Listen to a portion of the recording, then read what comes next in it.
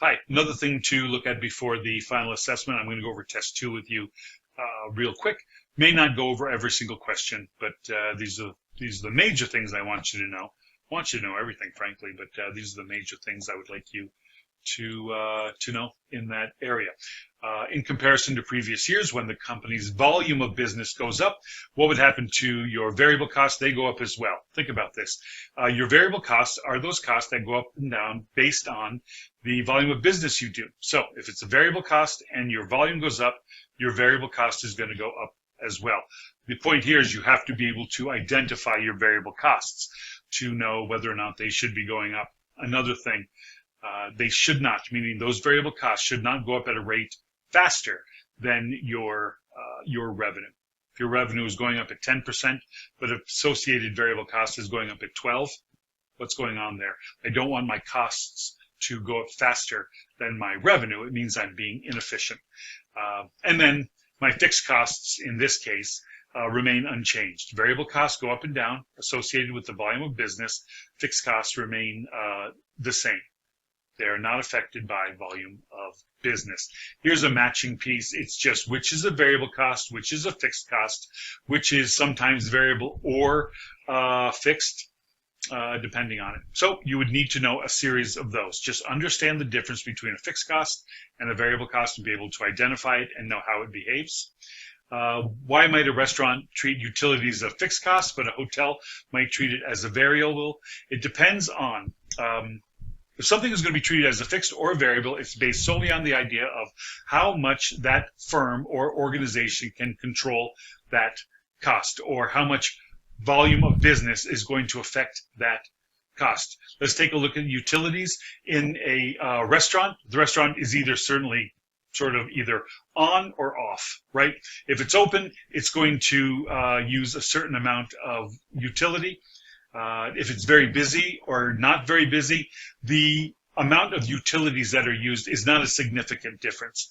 In a hotel, certainly a large hotel, that might make a great deal of difference. If it's 100% occupancy, the place is going to generate a lot of utility use. If it's at 25% occupancy, it's going to be significantly lower, and it can be controlled, right? We can cut off entire wings of the hotel if it's not going to be very busy.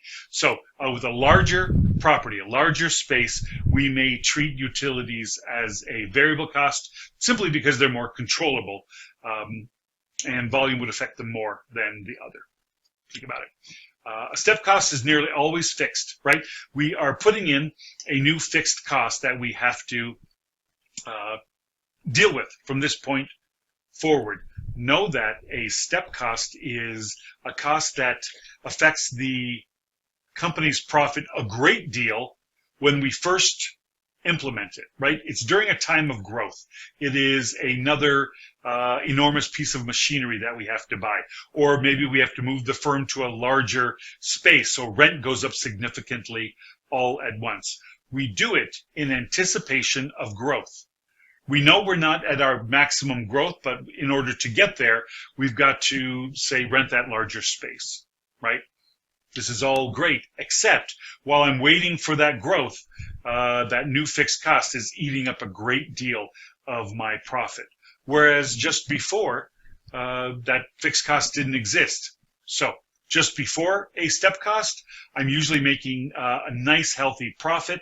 But then just after a fixed cost, my profit will drop significantly until my volume of business can catch up with the new cost that I've implemented it.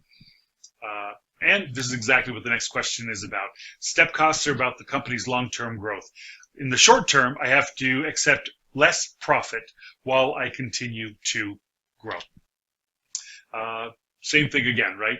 Your friend says, I'm investing, I'm adding a step cost. You're saying you better have some money saved up because you know that once a new step cost, typically fixed, is implemented, that that person is just going to have less profit while their volume of business catches up with this new cost that they have implemented. Now, this is another question about the behavior of fixed and variable costs. If you remember, we were talking about the fact that sometimes you can, in fact, take on a piece of business or a project that doesn't make you, in this case, any money, possibly, or very little money, but maybe you still want to accept it. And that is based solely on the idea that fixed costs don't go away, whether you have a project going or not. So in this case, if you remember this problem from the test, this property has $400,000 in fixed costs and variable costs of 42%, meaning they have $400,000 worth of costs that do not change regardless of their business level. But every time they bring in any money at all, 42% of each dollar of that revenue is eaten up by these variable costs, typically cost of goods sold, labor, and other, variable consumables of that nature. So 120 guests, $15 a person comes in. You have to decide whether or not to take it. It's certainly not, you're not going to retire, right, on a function of 120 people at $15 a head. But let's figure out some things. Let's do the calculation, see whether this is a profitable event or not. So should you take it? And whatever a couple things that would come into play in addition to this straight calculation. I do a calculation. This is an $1,800 revenue. We know that revenue isn't profit. We have to pay out our costs first. First of all, of that $1,800, every day I'm open, it costs me $1,096 just to exist every day. My fixed costs are there whether I'm open or not, right? So that'll come out of that $1,800 at first, and an additional $756 will be removed as well. That $756 means that variable costs are going to eat up 42% of my revenue. So $1,800 is my revenue. I know that 42% of that is going to go to variable costs because that's the average that I have done on party after party after party I've given. And I know that my fixed cost is going to come out simply because just to exist, it costs me $1,096 a day. It's just 400,000 divided by 365, right? Every day I have to pay in essentially 1,096 just to be an entity in this piece. My profit is negative 52. The first idea is I'm not going to take a project or a function that's going to yield me negative 52. But remember, if you did not take this function, you would be paying out 1,096, right? You're incurring $1,196 worth of costs just for existing. At least this way, you're only incurring $52. It costs me $1,096 if I don't take the project.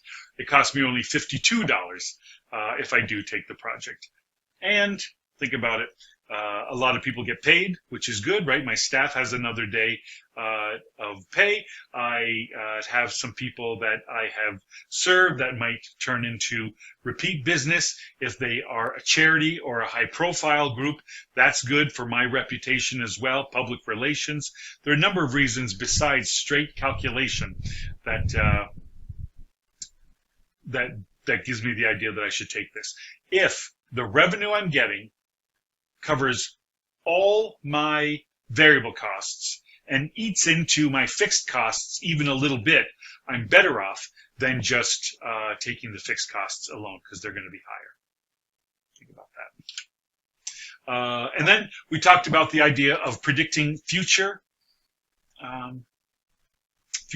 costs. We can predict how much my costs in a future time period might be if I know what my past was. We have fixed costs at this boutique hotel, a little over $2 million. You see that first line, a little over $2 million in fixed costs.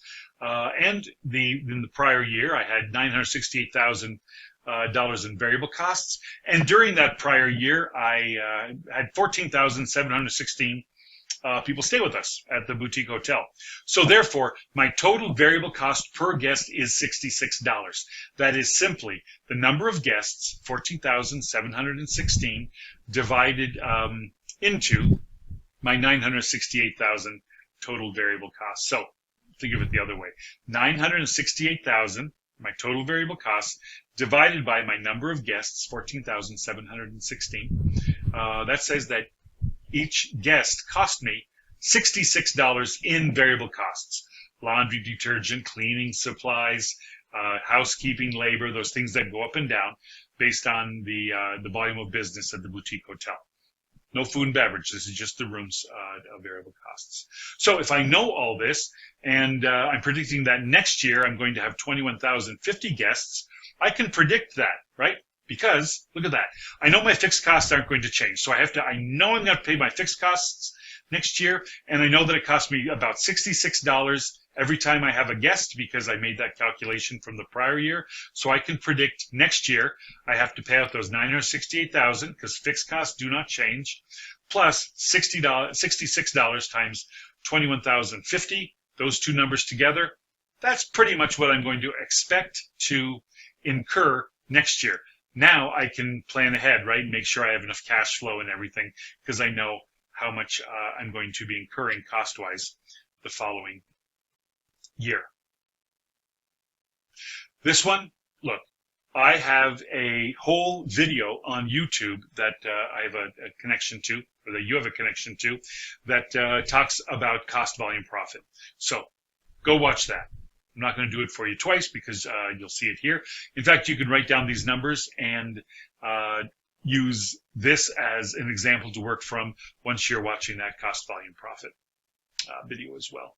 So check that one out and practice is all I'm saying. Okay, that's it. So that's really most of, the very end of test number 2 was what would you do if you had a puzzle or a dog or a star? There is a video, a review video on that as well over on YouTube. The link to it is on Canvas, so you can watch that there too. All right.